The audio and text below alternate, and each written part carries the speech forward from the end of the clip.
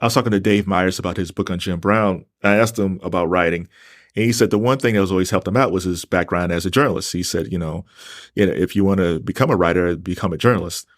Do you feel the same way that your journalism skills working at the Wall Street Journal has helped you immensely when you're doing these deep dives into these biographies?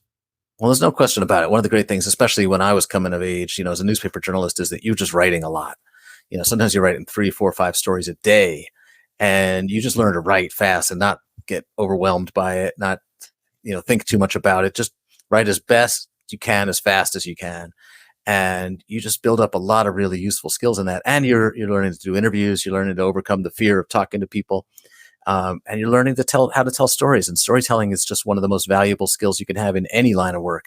And I'm lucky that I get to write books. And I'm still basically doing the same job I started at when I was 16. But that newspaper training was, for me, really huge. Your previous book was about Muhammad Ali. Is there a common theme that you can connect with Ali and King, even though they're two different guys and they dealt with different things? I mean, at the core of it, they dealt with racism and being black in America. But as people, what are the things that kind of you found a thread between those two? Well, they were both men of great faith, religious faith, and they were both really powerful rebels. People who did not feel like they had to accept the world as they found it.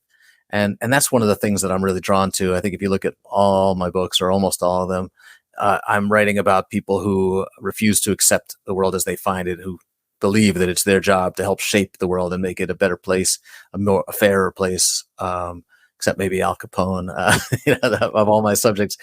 These are people who felt like they had to do something, and they weren't content just to complain or to let it go, let it slide.